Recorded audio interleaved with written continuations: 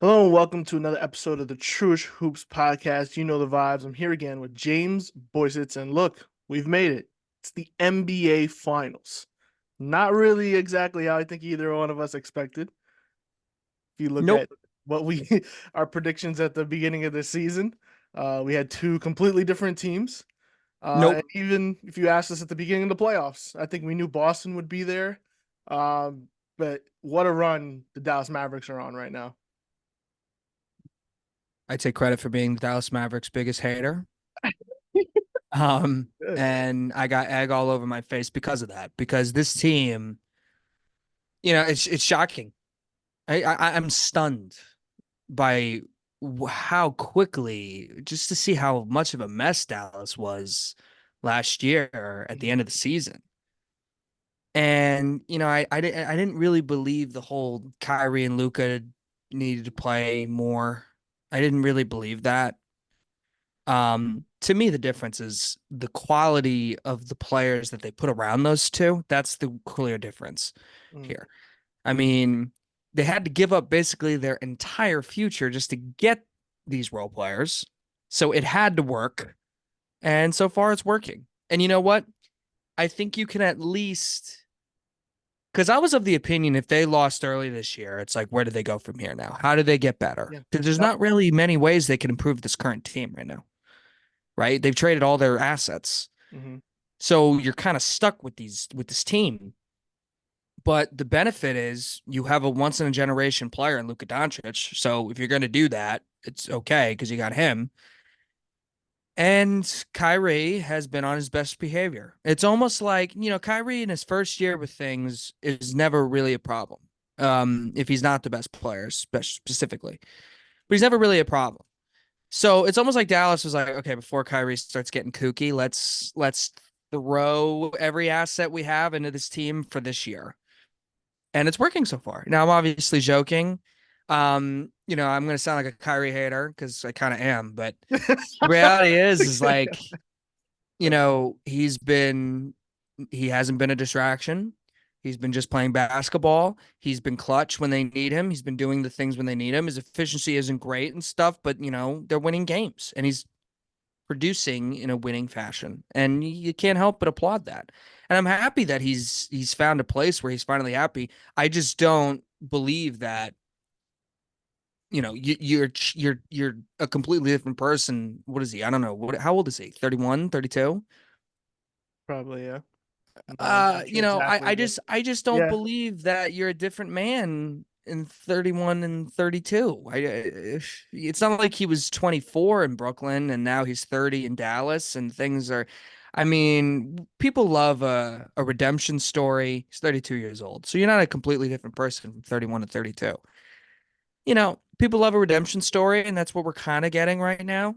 And it'll be really fun to see him back in Boston because he's gonna get booed and it's gonna be So bad. fascinating. And Porzingis is gonna get booed in Dallas. It's a really fun series, and we'll get to our predictions. But I think it's just stunning what we're seeing from Dallas, and you got to give their management credit here, right? Building a team around these two. It's kind of the perfect team around these two. There's enough spacing, there's enough size. They're playing good defense. Jason Kidd has done excellent job. And like, we've been on the record, Jason Kidd is one of the weirdest coaches ever. It's been great this year. I want to hear your thoughts just real quickly on the conference finals. Boston swept Indiana, which was not at all surprising, especially once Halliburton went down in game two. But one thing I came away from that series, I wasn't blown away by how Boston looked in this series. Game one goes to overtime thanks to Jaylen Brown. He hits that shot at the end. But if Indiana just successfully inbounds the ball and then makes some free throws, they win that game.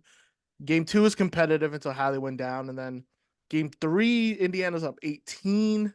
The Pacers out rebound the Celtics. Nemhard goes off for 32. Like, it was just such a weird series that somehow ended up in Boston winning in four. And I worry for Boston going forward because we'll talk about this finals matchup in a team Dallas. It will be the best team they've played so far. How they're going to you know figure out these matchups. How are they going to be able to hold this backcourt of Luca and Kyrie? To be fair to Boston, they haven't had Porzingis.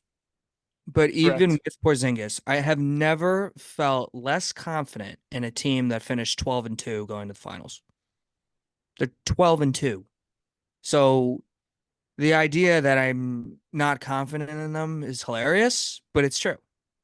And Dallas is not some world-beating team.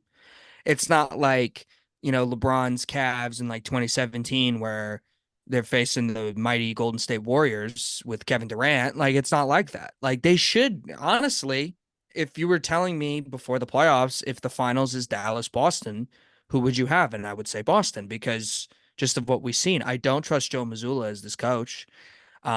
He's done nothing to make me think they blew these games versus Indiana. The fact that no Tyrese Halliburton was there and Hmm. they're still losing in these games that like what was it? What were they down 18 at one point in game 3? Yeah, they were down 18. They were down 18. They came back and won. It's like, yay, Boston. It's like you should not be down Yeah. 18 to this Pacer team. You just shouldn't. In game four, they're down 7 in the fourth quarter. Yeah, and they won. Great. Congratulations. Kristaps will be back for these finals. We'll get to that in a second. Now, just to the other side of the Western Conference, Dallas beat Minnesota in 5. Little surprising given Oh, Minnesota. hugely surprising for me. I literally like I'm blown away how the series went. Blown away. I was expecting Minnesota to. I mean, if it was going to be a series, that's one thing, but like for Minnesota, for Kyrie to look this good in a Minnesota series with all the length and size around him, Mhm. Yeah. it was great. It was incredible. And I'll admit defeat, and I'm wrong. I was going off, you could say I'm an idiot or whatever, but like I'm going off the past. Kyrie Irving struggles against teams with length. And you know what? I guarantee he's going to play awesome in Boston. But I'm just letting people know he wasn't good against Boston pretty much every game. Brooklyn played Boston. He was never good. One game in game one of of 2022. That's about it. Never played well against them I think he once has a Boston became what they were. I think he has a 10-game losing streak against Boston. I saw that Yeah, he's not good yesterday. against Boston. Yeah. So we'll see. We'll see if the booze get to his head. He did in Brooklyn. He let the booze get to his head. Like he would post social media posts. I'm just saying facts. I'm not trying to hate on the guy. I Like hear what you. he's I doing is hear it great. all. Like, if he went back to the Nets, I'd be like, oh, I'm like, yeah, but Yeah. I'm a fan of my team and he ruined my team. So I feel a sort of way about No, it. But it's understandable what completely. he's doing in Dallas is great. Yeah. And you could see the blueprint. Like, I didn't say they were incapable. My concern with Dallas wasn't necessarily like the fit of Luca and Kyrie. I thought those guys could fit and play together. It was mostly what's surrounding them. And is Kyrie so good that you're willing to not have any depth or surrounding pieces? And I didn't think so. Now they have depth in surrounding pieces, and now he can kind of just do what he wants, and it's great. So you can see why it's working. Yeah, And for good for sure. him. They're going to the finals. But the Minnesota thing shocked me because I thought Minnesota was winning this series in like 5 or 6 games. And they completely, it's almost like they beat Denver and they were so mentally exhausted from that series. They thought they won the championship or something that they just didn't take Dallas seriously. And then it's like, holy shit, we're down 3-0. And that's what happened. It looked like Ant was terrible for a lot of the series. And Gobert offensively is just brutal. I don't know why they keep giving it to him. Yeah, that is a question. I don't know. Um, but yeah, especially game 5 being, it was being back in Minnesota, and you thought maybe, all right, if Minnesota's gonna get back into the series, even, how little chance they had, being down 3-0, they have game 5 at home. Maybe they could win game 5 and force a game 6. But that game was over at halftime. And especially after the first 4 games being close, Minnesota leading in some of those games late in the fourth quarter, it came down to just the brilliance of Luka Doncic and Kyrie Irving. And then the shortcomings of Anthony Edwards and especially Karl Anthony Towns. Like a lot of the conversation obviously was about Gobert and his effectiveness, like defensively, especially after he got fried on that, one-on-one possession with Luka where he got switched up, and him being a 4-time defensive player of the year. But I thought it really just came down to the fact that Luka and Kyrie were incredible, and especially late in games, and then Ant and Cat weren't. Ant shot 43% in this series. Cat shot 38% in this series. Like if they simply just play better, especially in those first three games, this is a competitive series that's going back and forth, but that just didn't happen. And I think you're right. I think just emotionally and mentally, just how much it took for them to beat Denver. They had to win. They were down 3-2. They had to win the last two games, come back down 20 in game seven. They just off that high, they just couldn't replicate that type of play that would have been needed to beat this Dallas team. And huge credit to Derek Lively and PJ Washington and Daniel Gafford. They all had great playoffs. But I believe like those moves at the trade deadline, it's insane how much it changed their team because the first half of the season, they were a poor rebounding team. They were a poor defensive team. And then they make these changes, getting Gafford, getting PJ Washington, they get more athletic in the front court. They're better rebounding. And post All-Star break, they were the second best defense in the league. Those deals, it's crazy because these two guys, PJ Washington was in Charlotte, they're losing. Washington, one of the worst teams in the league. Daniel Gafford is their starting center. They get those two players off those really bad teams, and here they are being contributors on a finals team. It's insane. And that, and that's where you got to give the front office credit because you got to pay attention to like, yeah, there could be a really good player like on a bad team Mm-hmm. and you can just kind of like, yeah, but they make sense here if we could just do this and then it works. Like that happened with Josh Hart with the Knicks. KCP is another one, I think. Like, do you remember how hated KCP was on the Lakers before Yeah. LeBron Which and which AD partnered together? Yeah. He He was was really good for them in the title in the bubble though. and Denver. And he was hated at one point by Laker fans. Hated. And he was on a bad team. You know, role players are role players for a reason. Like Mm-hmm. if you put them around stars, they're gonna play better and they're gonna play good. If you put those guys with an MVP player and Luka Doncic and you got Kyrie Irving as a sidekick and you kind of look at like the Dallas depth and you're like, Derek Jones Jr. is hitting corner threes and you know, they got some That's good that's a players. G League guy, Derek Yeah. Jones Jr. Yeah. Yeah. And it's just finding little fringe pieces like, okay, can this guy like Dante Exum, The like was revival. out of the league. Yeah, exactly. Yeah, I the remember revival. laughing so hard at that, like Dante Exum, and I remember Exum coming in. I remember watching him early in the year, and I thought he looked a little chunky. And Well, I was like, oh, wait, okay, all right. You know, you're desperate when you're looking for Dante Exum, but you know he can come in, contribute a little bit. It's a team, and they got a lot of good things going right now. Um, but if I'm them, you know, you got to win it this year because you're here, and your window can close quickly. mhm, And with the inconsistency of Jason Kidd as a coach, with the inconsistency throughout Kyrie's career, let's not just act like, you know, what, let's just not ignore the last 6 years. It's 6 years. This is 1 year. mhm. Okay. Let's not act like that's completely gone. Okay. I'm trying not to be biased here. You know, obviously I have a history with Kyrie Irving.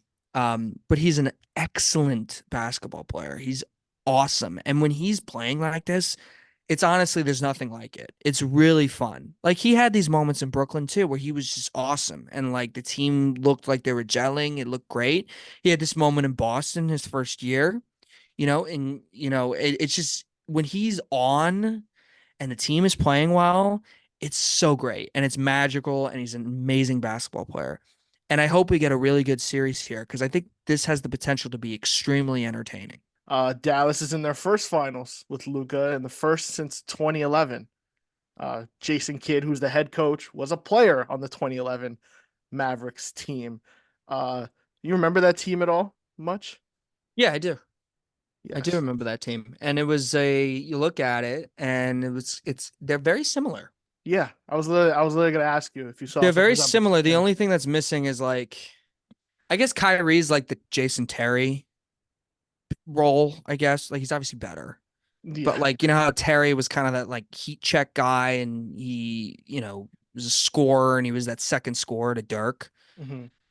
And then you look at the other players, it's like Kidd, Marion, Chandler, like they kind of were just really good at doing their jobs. And that's what this Dallas team is. And I guess the difference is like, Kidd and Carlisle, like they're two different coaches, you know.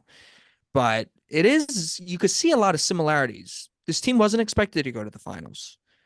That team wasn't expected to go to the finals. You know what this kind of reminds me of? You tell me if you could see any parallels, but this kind of reminds me of, like, I think this series could end up being like maybe a more, like a little bit more better version of of the Suns Mavericks series from a couple years ago. Where I think most people had the Suns and So it's 2021, 2022, 2022. Right, right, right, 2022, right. Yeah. and Dallas won, right? But it was a good series. But Dallas won in seven, And that and then last game that was and lopsided, then right? that kind of ended Phoenix. It did. Like Phoenix has not been able to bounce back since then. And the coach stayed there another year, but then he was fired. They made this wild trade for Durant, obviously, the whole thing. I just feel like if Boston's favorite in this series, and they're a great regular season team, and if they lose this series to Dallas and Luka Doncic, I think that's it for Boston. Like I really Wow. think I like when I say that's it, I mean like I don't think they'll be able to bounce back. Like I don't think they'll be able to get back to the finals or win a championship. Like I think the hope of them doing that. Now, that's a lot to say, but to me, like if it's not gonna happen with this team, when's it gonna happen? You gotta get it done. And at some point, and I think Booker and Tatum are kind of like on the same level of player. I would say Tatum after this year is probably ahead of him. But I think they're at that similar level where, like, are we sure this guy can carry us to a championship? He hasn't done it yet. And they're kind of around a similar age. So I just look at that and I'm like, I don't know. Like, what does Boston do if they don't win the championship this year? They're not playing a great Dallas team. Like, okay. I should say they are playing a great Dallas team. They're not playing a super dominant, this Yeah. team's favored over us. hmm Like this is an evenly matched team that they're going against. And if I'm them, I would like if I were them, I'd be like, oh, we're better. Let's go out and prove that we're better. But you gotta play the games. So we'll see. But that's how I look at it. I don't know about you. Yeah, the Tatum conversation is interesting because you look at him as a player and the rest of the league. He's never going to be the best player in the league. And you could argue he's at best like five. And that is weird when you look at the fact that Boston has been so successful and they were successful early with him. This is six conference finals in 8 seasons, the second NBA finals. So we're looking at him like, all right, you're this type of player. You're in this type of role with a team that consistently has been able to build championship level teams. Brad Stevens has done a good job since he's gone to the front office, but they're unable to close the deal every time. And Mhm. now you have this dominant team, 64 wins. You look at their net rating, it's up there with some of the greatest teams of all time. But you know this team is not quite on that. I mean, their net rating, their only teams with a better net rating are the 17 Warriors, which is the first KD year, and then two of Michael Jordan's Bulls. So like they're not that clearly, right? Yeah. But everything this season has been laid out for you to win the title. The Yeah. East was a mess, even not considering all the injuries to all these teams. And then you're not playing the Denver Nuggets, which everyone coming into the season was like, all right, this is the next dynasty. Jokic is the best player in the league. You don't I have think to play them. we'll get to this question later, but I think we're done with dynasties for a while. I I think there's agree. too much parity. I Yeah, think I it's agree. like I think we're trying too hard to like, oh, they're a dynasty. It's like chill. Yeah. The Denver Nuggets are not the O2 Lakers. They're not the Big Three Heat. They're not the Warriors. Like they were a very good team that won a championship. And I think we're reaching this level where teams have such depth that you can get one. And Yeah. I love it.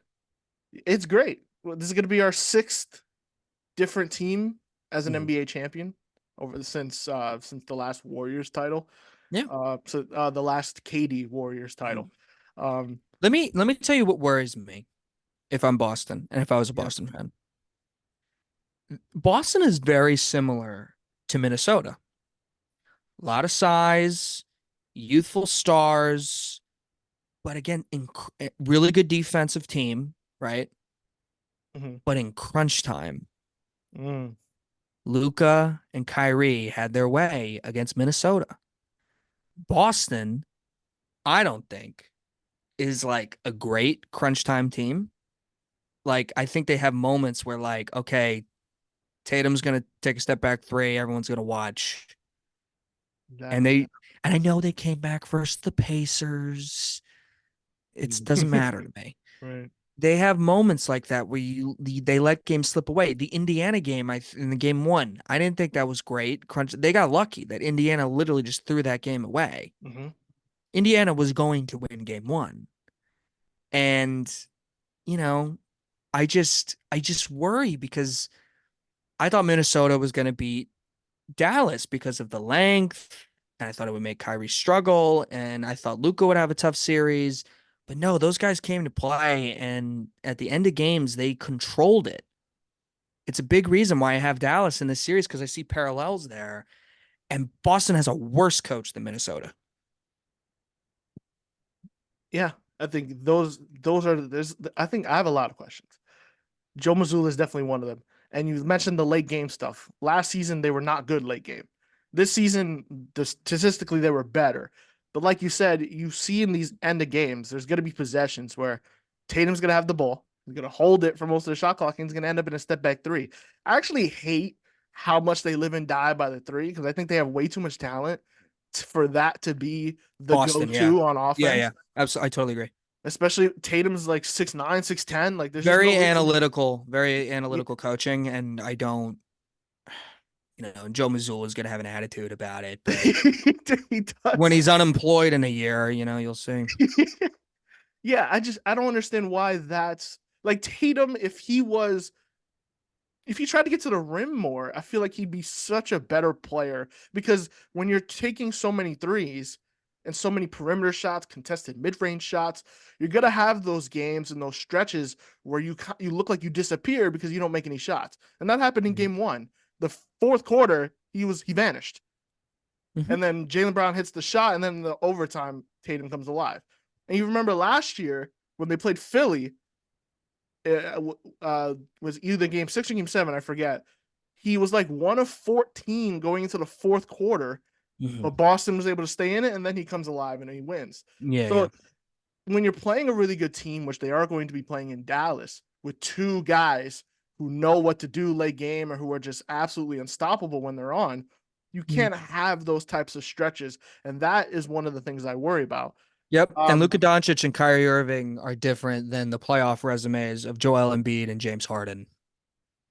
that is true. Just are. And Doc Rivers, for that matter. I just look at it like that really scares me. And if Tatum's the guy that we all think he can be or is, like he should be able to get this done because he's got a good team, man. That's a good team. He's got enough. So we have the worry about late games. And then we got Porzingis coming in, who hasn't played in like a month or Here's so, another month and a thing. half. Yeah, here's another thing. Size is great and all, and it's necessary for team construction. It's a big reason why Dallas is playing better, size. But size isn't so great when you got Rudy Gobert on a switch with Luka Doncic at the end of games. So when Luka gets Porzingis on a switch, you know, the only guys who can really defend perimeter players, like big guys, can you name a few? It's like Claxton, right? Claxton, I think Bam does well with it. Bam, Um, yeah. Sometimes Anthony Davis. Lively? Uh, Eh, Maybe. I don't think maybe a little he bit. doesn't really get switched out that often. Yeah. But I can yeah, see like that kind of him kind of looking like a guy who could, but we might it's see not it some in this series, depending on it's what not the much is matchup my is. is my Yeah. point. And Luca and Kyrie, that's what they're gonna do. They're gonna get these guys on a switch. And if you're going at however 80-year-old Al Horford and you're going at Luke and Porzingis, do you trust Joe Mazzulla to scheme out of that? That's the thing. Do you? And then is Tatum going to attack the rim or is it going to take a step back three? Yeah.